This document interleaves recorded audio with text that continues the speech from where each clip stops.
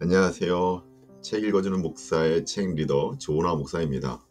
정말 오랜만에 여러분에게 또 한 책을 소개시켜 드리는데 2024년 4월 추천드리는 책은 유진 피터슨의 부활을 살라라는 책입니다.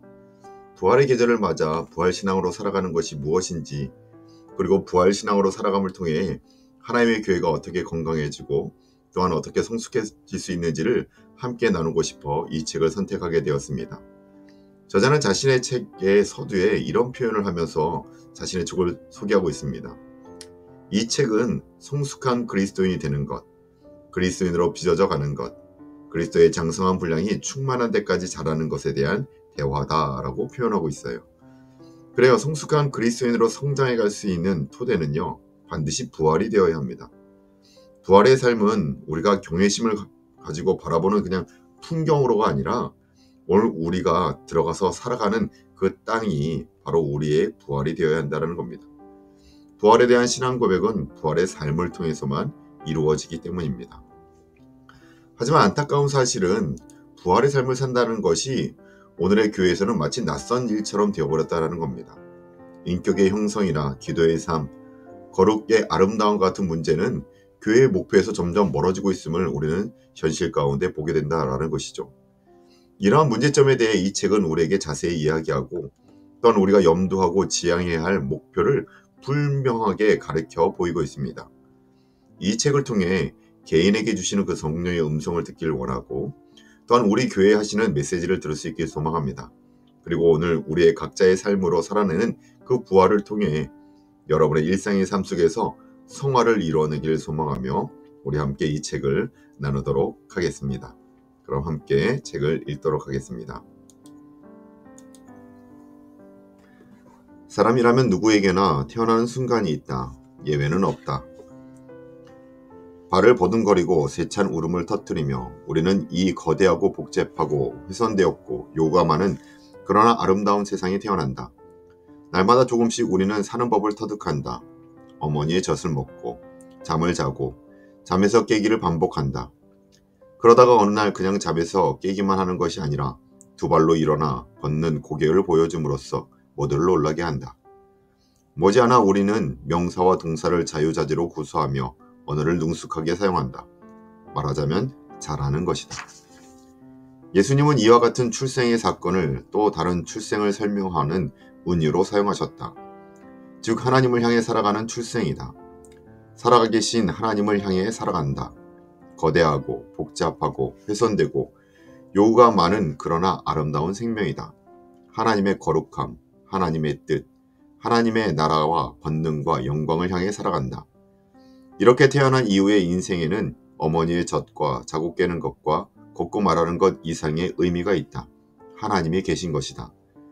예수님은 어느 날 밤 예루살렘에서 랍비 니고데모와 나눈 대화에서 출생의 은유를 제시하셨다. 예수님은 이렇게 말씀하셨다. 위로부터 태어나야 한다. 이 은유는 다시 태어나야 한다 혹은 거듭나야 한다로 번역할 수도 있다. 니고데모는 이 은유를 이해하지 못했다.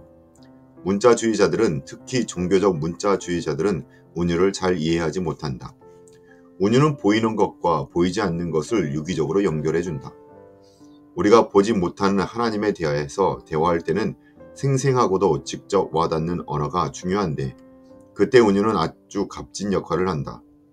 은유가 없으면 밋밋한 추상성과 막연한 일반성만 남는다.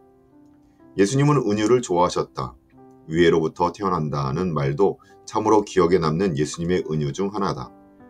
예수님이 이 은유를 구체적으로 설명하시는 내용을 들으면서 우리는 결국에는 니고데모가 이해했을 것이라고 어느 정도 확신하게 된다. 왜냐하면 성경에서 니고데모가 다시 언급되는 부분은 십자가에서 죽으신 예수님의 시신을 묻을 때 아리마대 요셉과 나란히 주된 역할을 하는 장면인데 그때의 니고데모는 예수님의 길에 동참하기로 결심한 것이 거의 확실해 보이기 때문이다. 그 은유에도 불구하고, 아니 오히려 그 은유 때문에 니고데모는 위에로부터 태어났다. 그리고 태어나기만 한 것이 아니라 자랐다.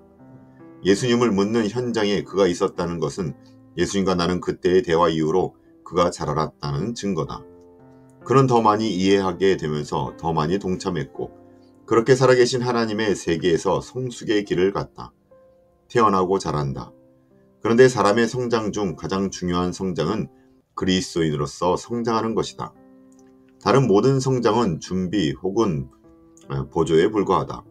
생물학적, 사회적, 정신적, 감정적 성장은 모두 그리스도 안에서 자라는 것에 궁극적으로 흡수된다. 물론 모든 사람이 그렇게 되는 것은 아니다. 인간의 몸과 정신과 감정도 성숙해져야 하지만 하나님과의 관계 그리고 다른 사람과의 관계에서도 성숙해져야 한다. 자라려면 성령이 우리의 거듭난 영혼을 그리스도와 함께 빚으셔야 한다. 성 누가가 세례 요한에 대해 한 말에서 그와 같은 성령의 사역을 예견할 수 있다. 요한의 탄생 이야기 다음에 이런 문장이 나온다. 아기가 자라며 심령이 강하여지며 이스라엘에게 나타나는 날까지 빈들에 있으리라. 그러고서 한 페이지 정도 뒤로 가면 예수님의 탄생 이야기가 이어서 이런 문장으로 나온다. 예수는 지혜와 키가 자라가며 하나님과 사람에게 더욱 사랑스러워 가시더라. 성 바울도 에베소에서 그리스도인들에게 주어진 과제를 비슷한 용어로 설명했다. 온전한 사람을 이루어 그리스도의 장성한 분량에 충만한 데까지 이르리니 그에게까지 자랄지라. 그는 머리니 곧 그리스도라. 나는 그것을 이렇게 번역했다. 하나님은 우리가 충분히 자라서 모든 면에서 그리스도처럼 온전한 진리를 알고 사랑으로 그 진리를 말하기를 바라십니다. 우리는 하나님 안에서 건강하게 자라고 사랑 안에서 강해질 것입니다. 요한이 자랐다. 예수님이 자라셨다. 바울은 우리에게 말한다. 자랄지라. 먼저 태어나고 그 다음에 자란다. 두 운유는 분리될 수 없다. 출생은 성장을 전제하고 성장은 출생에서 비롯된다. 미국 교회가 성장보다 출생에 훨씬 더 많은 주의를 기울였다고 하면 과장된 말일까? 나는 그렇지 않다고 생각한다. 교회 성장 혹은 성장하는 교회에서처럼 성장의 은유가 자주 사용되는 것은 사실이다. 그러나 그 은유가 원래 생명체로부터 잘려나와 추상적이고 영원히 사라진 산술적 계산으로 축소된 것 또한 자명한 사실이다. 이것은 성령의 소양으로부터 멀어질 대로 멀어진 것이다. 그래서 은유는 심각하게 왜곡되었고 하나님 나라에서 사는 것이 무엇을 의미하는지를 이해하는 기독교적 사고도 심각하게 왜곡되었다. 하나님 안에서 건강하게 자라고 사랑 안에서 강해지는 것, 이것이 내가 다룰 주제다. 거룩함의 아름다움이라고 어느 시편 번역본이 말하는 그것을 찾고 그것에 따라 사는 것, 우리의 정신과 영혼과 삶이 빚어지는 것, 삶이 변화되고 하나님 안에서 건강하게 자라고 그리스도의 장성한 분량이 충만한 데까지 자라는 것, 사람이 그리스도 안에서 새롭게 태어나는 일은 물론 중요하다. 그러므로 전도는 본질적이고 긴급한 사안이다. 그러나 그리스도 안에 자라나는 것 또한 중요하다는 사실도 자명하지 않은가? 그런데 미국 교회는 태어나는 문제를 대하는 것만큼 긴박하게 성숙의 문제를 대하지 않았다. 미국 교회는 새로운 출생이 주는 희열과 흥분에만 빠져있다. 사람들을 교회로, 하나님 나라로, 큰 목적으로, 운동으로, 프로그램으로 끌어들이기에 급급하다. 성숙의 문제는 주일학교 교사들에게, 기독교 교육 전문가들에게, 교과 과정을 개정하는 위원회에게, 리트릿 센터에 떠맡긴다. 나는 목사나 교수 중에 거룩함을 빚어가는 문제에 큰 관심을 가진 사람을 별로 보지 못했다. 그들은 그런 일보다 이목을 끄는 일에 더 신경을 쓴다. 미국인들은 일반적으로 성숙이 일어나는 환경에 순응하는 삶을 잘 견디지 못한다. 성숙이 일어나는 환경이란 조용하고 명확하지 않고 인내해야 하고 인간의 통제와 관리에 종속되지 않는 환경이다. 미국 교회는 그런 환경에 처하면 불안해한다. 그래서 현실에 참여한다. 는 핑계로 미국의 지배 문화에 스스로 순응해버리고 머지않아 그 문화와 구분되지 않을 정도로 비슷해진다. 말이 많고 시끄럽고 바쁘고 통제하고 이미지를 의식하는 집단이 되어버리는 것이다. 세속사회가 교육과 활동, 심리적인 영역에서 추구하는 목표가 교회의 목표가 된다. 인격 형성, 기도의 삶, 거룩의 아름다움과 같은 문제는 특수 목회나 단체에 위임되고 교회 생활에서는 더 이상 그러한 것들이 중심을 차지하지 못한다. 그렇게 자라는 것을 태어나는 것과 분리해서 교회 생활 주변부에 팽개쳐둔다. 현대 문화와 영성에 대해 가장 예민한 통찰력을 가진 선각자 중 한 사람이라고 할 수 있는 웬델 베리는 이렇게 썼다. 우리는 12년 혹은 16년 혹은 20년의 인생과 거액의 공공기금을 교육에 쓰면서 인격에 대해서는 단 한 푼도 쓰지 않고 조금의 생각도 기울이지 않는 것을 정상이라고 생각한다.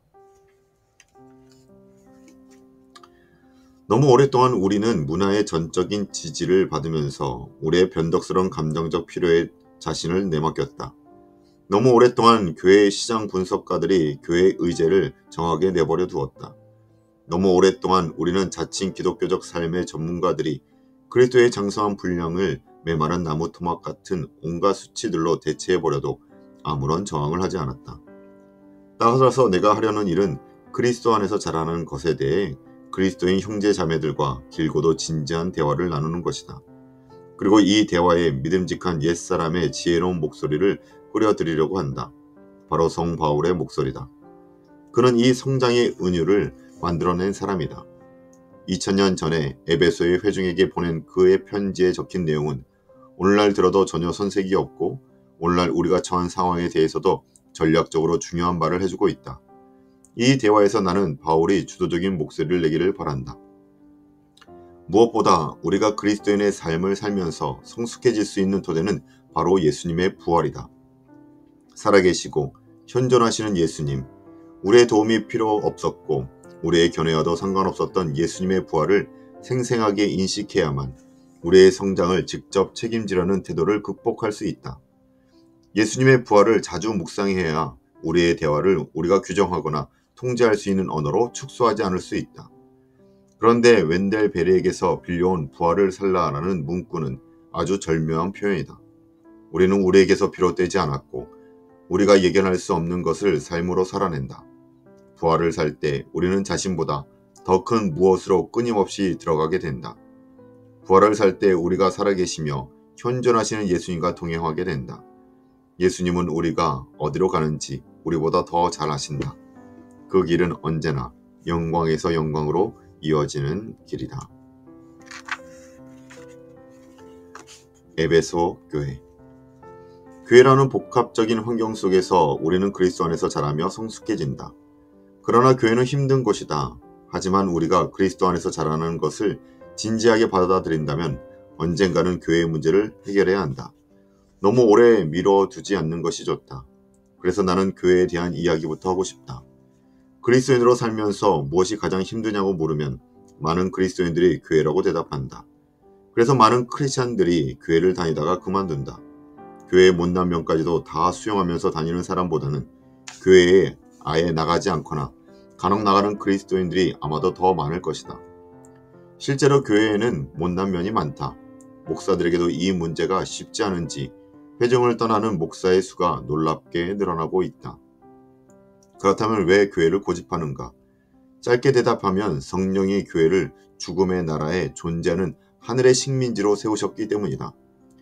시인 윌리엄 블레이크는 영적인 삶을 포괄적으로 재구성한 시에서 그 죽음의 나라를 언로의 땅, 타락하고 공허한 기계적인 현대 문명을 지칭하는 블레이크의 조라고 불렀다. 예수님이 이 땅에 시작하신 하나님 나라를 사람의 목격담을 통해 들려주고 그 나라의 존재를 물리적으로 보여주기 위해서 성령이 세우신 전략의 핵심이 바로 교회다. 교회는 그 나라의 완성된 모습이 아니라 그 나라가 있음을 보여주는 증거다. 그러나 교회의 모습을 전부 이해하고 받아들이면 꾸준한 노력과 의지적인 상상력이 필요하다. 교회를 가볍게 피상적으로만 경험하면 피 튀기는 싸움과 독설 섞인 논쟁과 계파 간의 투쟁만 있는 곳이라는 인상을 받기 쉽다. 그것은 단지 유감스럽기만 한 일이 아니라 부끄럽기 짝이 없는 일이다. 그러나 그것이 교회의 전부는 아니다. 그리스도인들과 다른 사람들이 교회를 아무리 속되게 만들고 남용한다 할지라도 교회는 언제 어디서나 교회를 1차적으로 근본적인 하나님의 일로 존속시켜주는 깊은 연속성이 있다. C.S. 루이스는 언제 어디서나 계속해서 다시 경험되는 바다처럼 깊은 전통을 뜻하는 말로 깊은 교회라는 영어로 소개했다. 마음에 드는 말이다. 깊은 교회. 민족의 죽음, 문명의 죽음, 결혼의 죽음, 경력의 죽음, 끝없이 이어지는 부고, 전쟁에 의한 죽음, 살인에 의한 죽음, 사고에 의한 죽음, 기아에 의한 죽음, 전기의자, 독극물 주사에 의한 사형, 교수형, 이처럼 죽음이 신문의 머리기사를 장식하는 세상에서 교회는 부활을 사는 구체적 개인들이 특정 장소에서 하나님께 받은 임무를 가지고 모이는 모임이다. 부활을 산다는 것은 부활의 생명, 죽음에서 벗어나는 생명, 죽음을 이기는 생명, 결정적 발언인 생명, 예수님의 생명을 믿고 거기에 동참하겠다는 의도적인 선택이다. 이러한 삶은 막연하게 위해를 향하는 소원이 아니라 죽음과 악마에 몰두하는 이 세상에서 신뢰할 수 있는 성실한 삶의 방식, 진짜 삶의 방식을 유지해주는 개별적이면서도 상호적으로 연결된 여러 행위들로 이루어지고 있다. 이러한 삶은 하나님이 삼위일체로서 하시는 모든 일들 속에서 하나님을 예배하는 삶이다. 부활을 받아들이고 위로부터 태어나는 정체성을 얻고 그리스도의 부활하신 몸과 피를 먹고 마심으로써 부활의 삶을 빚어가고 성경에 게시된 하나님의 말씀을 집중해서 읽고 그것에 순종하고 기도를 통해 우리의 감각으로는 접근할 수 없는 실제와 친밀해지고 죄를 고백하고 용서받고 이방인과 버림받은 사람들을 환영하고 평화와 정의, 치유와 진리, 신성함과 아름다움을 위해 일하고 발언하고 창조계의 모든 것을 돌보는 일들, 이 모든 것이 하나님이 삼위일체로서 하시는 일들 속에서 하나님을 예배하는 행위다. 부활을 산다는 것은 성경에 주어진 그리고 예수님을 통해 계시된 부활 이야기를 바탕으로 그때그때 다양한 이야기들을 만들어내는 것이다. 예상하지 못했던 수많은 부활의 이야기들이 그렇게 파생되고 급격하게 증식된다. 부활을 사는 무리가 이 세상의 지도에 이름과 숫자로 표시된 큰 길과 곁길에서 예수님의 길을 복제해낸다. 이것이 교회다. 부활을 산다는 것은 죽음의 세상에 대한 공격이 아니다. 죽음의 나라에서 폭력을 사용하지 않고 생명을 끌어안는 것이다. 시간 안에서 영혼을 살라는 공개적인 초대다. 그러나 부활을 사는 일은 본질적 특성상 잘해내기가 쉽지 않다. 교회 밖의 사람들은 우리가 얼마나 엉망인지를 본다. 우리가 사내는 부활이 얼마나 시행착오의 연속인지를 본다. 실제로 많은 사람들이 교회를 무력하고 자신과는 무관한 집단으로 무시해버린다. 교회에 속한 많은 사람들이 별다른 인상을 주지 못하는 보잘것없는 사람들이기 때문에 교회를 얕잡아 보기 쉽다. 교회의 환멸을 자주 느끼는 이유는 죽음의 나라에서 마귀의 거짓말이 만들어낸 기대가 실망을 낳기 때문이다. 쉽게 무시하고 얕잡아 보고 환멸이 전염병처럼 퍼진 상황에서 어떻게 하면 교회 안에 있는 사람들과 함께 부활을 계속 살아낼 수 있을까? 이 질문은 진지한 대화를 요구한다. 교회가 이 세상을 향한 하나님의 광고 전략이라면 사람들이 때로 몰려와 들어오고 싶어할 정도로 이상적인 공동체가 되어야 한다면 교회는 실패한 전략임이 분명해 보인다. 그리고 만약에 교회가 정부의 부패를 척결하고 이 세상의 도덕적 기강을 바로잡고 순결하고 정직하게 살게 하고 숲과 강과 공기를 경외심으로 대하게 가르치고 아이와 노인과 가난한 사람과 배고픈 사람들의 존엄성을 지켜줄 책임을 맡았다면 아직까지 그런 일은 일어나지 않았다. 지금까지 2000년 동안 존재했는데 사람들이 들어오겠다고 아우성치지 않는다. 지금까지 2000년 동안 존재했는데 이제 막 지나온 20세기는 역사상 가장 폭력적이고 피를 말린 흘린 세기였고 그 뒤를 잇는 21세기도 거기에 뒤질세라 안간힘을 쓰고 있다. 분명 교회는 누구나 한 번 보고 어떻게 하면 들어갈 수 있나요? 하고 묻는 이상적 공동체가 아니다. 분명 교회는 이 세상의 모든 잘못을 바로잡는 일에 별 진전을 이루지 못하고 있다. 그렇다면 남은 일은 무엇인가? 바로 성경과 예수님을 통해서 우리에게 주어진 것이 무엇인지 살펴보면서 왜 처음부터 우리에게 교회가 주어졌는지, 우리에게 주어진 교회가 무엇인지를 이해하는 것이다. 우리는 이상적 공동체가 아니며 하나님의 명을 받아 벌을 주는 천사들도 아니다. 나는 지금 우리가 가지고 있는 것, 현재 교회의 모습을 보면서 묻고 싶다. 하나님의 교회를 만들 때 의도하신 것이 바로 이런 것이었다고 생각하지 않느냐고. 어쩌면 지금 이 순간의 교회의 모습이 그 안의 동료들이 그리스도 안에서 자라고 성숙해지고 그리스도의 장성한 분량에까지 이르기에 딱 맞는 조건인지도 모른다. 우리에게 교회를, 이런 교회를 주신 하나님은 나름 의도가 있으신 것이 아닐까. 에베소에 게시된 교회는 우리 눈에 결코 보이지 않는 교회다. 에베소는 삼위일체가 하시는 모든 일의 건강한 토양과 뿌리 체계를 보여주고 있는데 거기에서 실제로 눈에 보이는 교회가 자라나온다. 에베소에는 그 토양에서 무엇이 성당과 카타콤으로 상가 교회와 부흥 집회용 대응 청막으로 장막과 작은 예배당으로 자라는지 그 다양한 양상을 설명하지 않는다. 혹은 교회의 예전이나 조직을 만드는 다양한 방식도 다루지 않는다. 대신 그 토양에서 언제 어디서나 밖으로 자라 나와 우리의 눈에 보이게 된 교회 아래서 뒤에 그리고 안에 무엇이 있는지를 보여준다. 교회라는 기적. 그래서 나는 교회를 찾는 탐험을 시작했고 그 결과 에베소에 도달하게 되었다. 하지만 시작은 사도행전이었다. 사도행전에는 교회라는 단어가 24회 나오는데 이 횟수는 성경의 그 어떤 책에서보다 많은 횟수다. 또한 사도행전은 에베소가 처음으로 언급되는 책이기도 하다.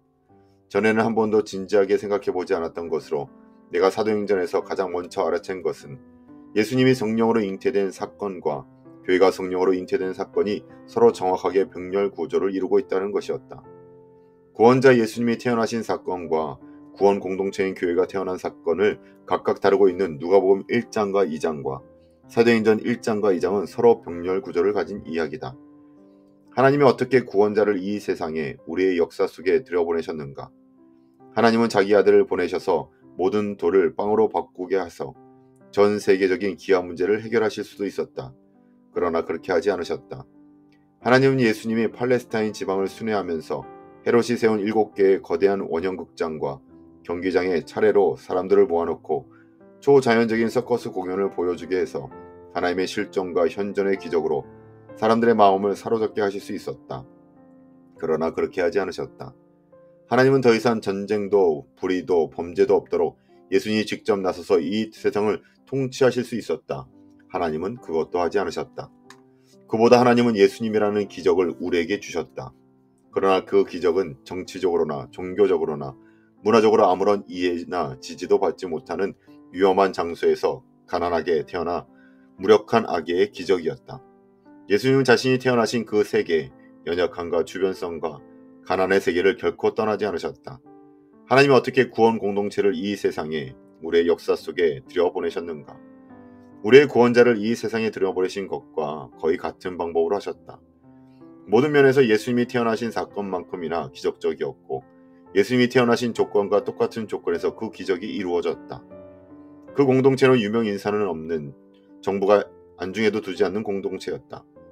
하나님은 회중의 기적을 예수님의 기적과 똑같은 방법으로 주셨다. 바로 비둘기 강림을 통해서다. 성령은 나사렛 지방의 갈릴리 마을에 사는 마리아의 자궁에 강림하셨다.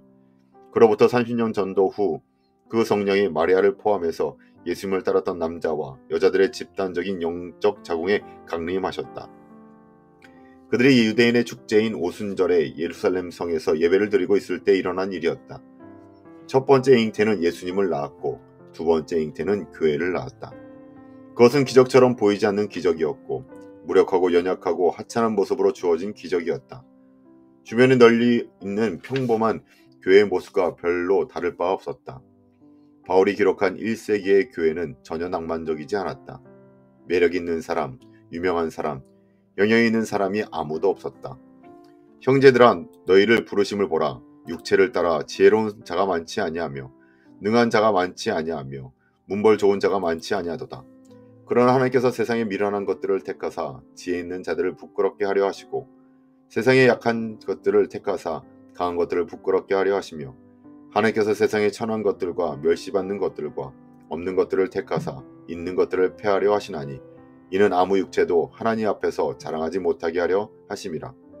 이 사실은 오늘날에도 변함이 없다. 성령은 거룩함의 아름다움을 갈망하는 재능 있는 남자와 여자들을 모아 엘리트 회중으로 만드실 수도 있었다. 굴곡진 몸매에 디르사처럼 매력적이고 깃발을 든 군대처럼 악의 세력에 위협적인 회중 말이다. 왜 그렇게 하지 않으셨을까? 그것은 성령이 일하시는 방식이 아니기 때문이다. 우리는 구원자도 우리의 삶에 그런 식으로 들어오지도 않았다. 따라서 우리 구원 공동체인 교회를, 회중을, 우리의 삶에 들어오는 전략을 성령이 굳이 바꾸실 이유는 없다. 누가가 복음서에서 예수님의 이야기를 들려주는 방식에 주의를 기울일수록 그가 사도행전에서 교회를 이야기를 들려주는 방식과 병렬 구조가 더 눈에 띄었고 그러면서 우리의 회중도 똑같은 이야기를 듣고 살아내고 있다는 사실이 더 잘 보였다. 물론 아름다운 디르사와 당당한 깃발에 대한 나의 오랜 낭만적 환상은 포기하기가 힘들었다. 그리고 종교사역을 통제할 때 순간적으로 느끼는 흥분과 자기 만족은 비록 소임수이기는 해도 여전히 매혹적이었다. 그러나 누가의 이야기는 결국 나를 설득했고 나는 서서히 누가의 관점에서 나의 회중을 보기 시작했다. 에밀리 디킨스의 멋진 표현을 빌리자면 진리는 서서히 빛나야 하리. 모두가 눈이 멀어버릴 테니. 이것이 바로 성령이 만드신 교회의 현실을 깨닫고 받아들이는 과정이다. 우리가 선택했거나 우리에게 주어진 회중의 모습을 사랑스러운 눈길로 한참 바라본다. 그렇게 계속 보면서 그리고 예배와 세례와 성찬을 통해 세워지는 교회를 기도 중에 내면화하면서 우리는 서서히 그러나 확실하게 교회의 현재의 모습은 성령이 만드신 모습 그대로임을 보게 된다. 이 세상에, 이 땅에, 샌디에고나 시카고라는 구체적인 지역의 땅에 그 현지의 성도들과 죄인들이 모인 곳이 바로 교회다. 세례받은 그리스도인이 아니면 누가 성령이 보여주시는 교회의 실제 모습에 계속 주의를 기울일 수 있겠는가? 교회는 들이사도 깃발을 든 당당한 군대도 아니고 인간이 관리하며 대중에게 종교 상품과 서비스를 제공해주는 집단도 아니다. 교회는 당황스러울 정도로 평범한 사람들이 모인 곳이고 하나님은 그 사람들 안에서 그리고 그 사람들을 통해서 이 세상에 현존하기로 택하셨다. 외부 사람들에게는 교회가 그렇게 보이지 않는다. 사실 내부 사람들에게도 교회는 그렇게 보이지 않을 때가 많다. 그러나 그것이 교회다. 하나님은 자격이 없는 죄 많고 흠 많은 남자와 여자들을 제쳐놓고 일하지 않으신다. 낭만적으로 혹은 십자가군으로 혹은 소비자로 재현된 교회는 교회의 실제 모습을 인식하는 데 방해가 된다. 성령이 만드신 것이 환상이나 기만으로 왜곡되게 내버려 둔다면, 심지어는 그렇게 부추긴다면 우리는 진짜 실체에 참여하지 못한다. 우리가 가지고 싶어 하는 교회가 현재 우리가 가진 교회의 적이 되어버린다. 성경에 게시된 하나님의 회중 가운데 낭만적이거나 십자군 같거나 소비자 같은 회중이 하나도 없다는 사실은 의미심장하다. 성경에는 그리고 교회의 역사에는 성공적인 회중이 하나도 없다. 그러나 우리에게는 에베소서가 있다. 그처럼 깨어진 우리의 삶을 가지고 성령이 어떻게 교회를 만드시는지 그 방법과 수단에 대해서 분명하고도 정돈된 생각을 얻기 위해서 우리는 에베소서에 푹 잠겨야 한다.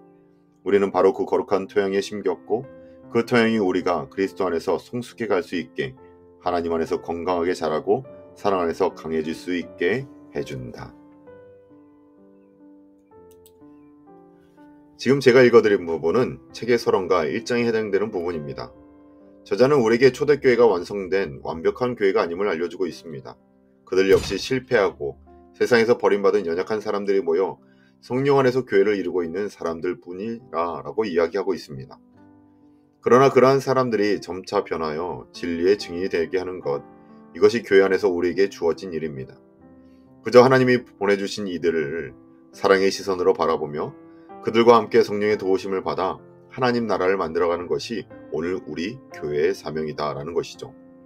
그 가운데 우리는 부활을 살아낼 수 있다라는 겁니다. 에베소서는 이러한 신비를 우리에게 알려주고 있습니다.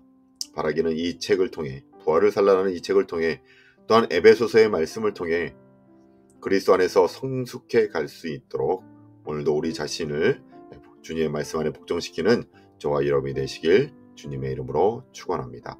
함께 기도하시겠습니다. 사랑과 은혜가 많으신 하나님, 참으로 감사를 드립니다. 하나님께서는 우리에게 예수 그리스도를 보내주시고 그 예수 그리스도를 또한 십자가에 달려 들어가게 하신 후에 부활을 또한 우리에게 보여주시니 참으로 감사드립니다. 그 부활의 주님을 오늘도 우리가 붙들고 살아가며 우리의 성숙한 신앙인으로 성장할 수 있도록 또한 은혜를 내려주시니 감사드립니다. 하나님, 그 부활의 삶을 우리가 소망하며 살아갈 수 있는 저희들 되게 하여 주시옵시고, 부활에 대한 그 신앙 고백이 우리의 입술에만 멈춰있는 것이 아니라 우리의 삶으로 또한 우리의 생활로 드러낼 수 있는 그 일상의 삶 속에서 성화를 이뤄나갈 수 있는 저희 모두가 될 수 있도록 인도하여 주시옵소서. 하나님의 말씀 가운데 또한 이 책을 통해서 하나님 그러한 은혜를 누리게 하여 줄 것을 소망하며 이 모든 말씀 거룩하신 예수님의 이름으로 감사하며 기도하옵나이다. 아멘. 감사합니다.